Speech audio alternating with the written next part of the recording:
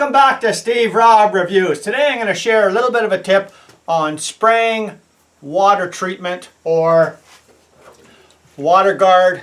This is the Olympic brand. I get this or the Thompson's, whatever's on sale. I find it's a great product. And what I do is I put it in my little sprayer here and I spray my pressure treated wood. Now what I'm going to do today is carry on from what I promised I would do, is show you how I actually apply this. And this is a big difference between trying to use a brush, especially on a fence like I've built. And if you haven't seen this video, I'll put the link down below to the fence. I'm going to show you the fence here. It's all complete now. And you have to wait a certain amount of time for the wood to all dry out and everything. But I do my decks. I do everything like this. Now on my decks, I got a bigger pump sprayer, you know, like a weed sprayer.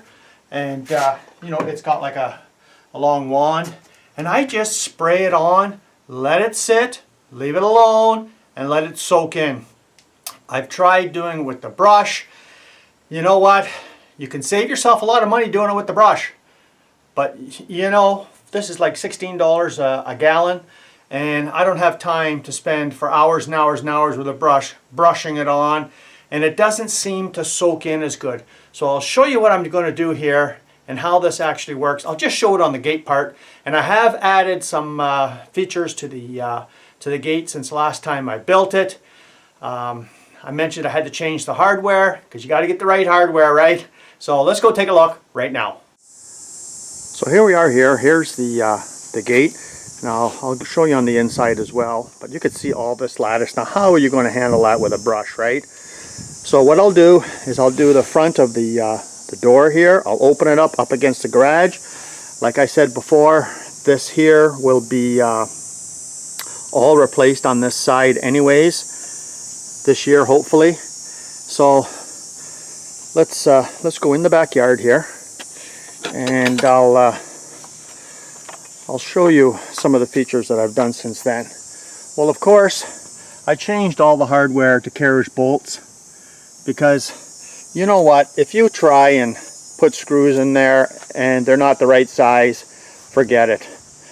So another thing I've done is I've added a strip along the bottom here because the wife thought, well, maybe a skunk, a small one, could get underneath there. So I did add a strip there compared to the last time.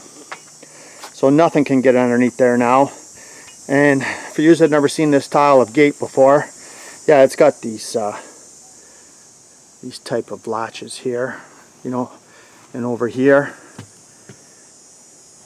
And you can just lift the whole gate off and move it out of the way. So for this one here, I'll take the whole gate off and I'll put it up against the garage to spray it. But for now, I'm going to show you the difference between spraying and using a brush. Now, what I would recommend is you got to be careful when you're spraying this stuff, whatever's in the background or whatever. So I mean, you would just put up a plastic tarp from behind if it was something that you had to protect, right? Like flowers or anything that you're not supposed to spray. So you got to read the container and make sure you know what you're doing. So, but yeah, let's get to it and I'll show you how this is done. Okay, so here we go. I got the pump sprayer. You have to make sure that you adjust your nozzle at the end there so it fans out into a nice spray. I'll show you me just doing the top part here first, then we'll move on to the lattice, and I'll show you how good it actually works.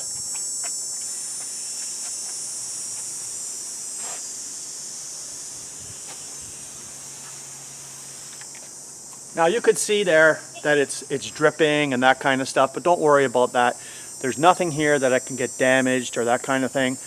I'll give you a little bit of a close-up on the lattice and show you how fast you can actually do a gate like this, or even a fence or that kind of stuff, rather than going with your brush. The brush takes forever. So let's take a look at the lattice and see how easy it is to spray. So here we go right here.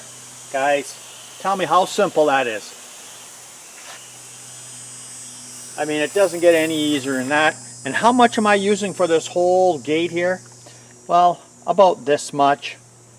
Probably about a quart to do both sides. You ready? I was looking at the watch and it's exactly 15 minutes. Let's go take a look.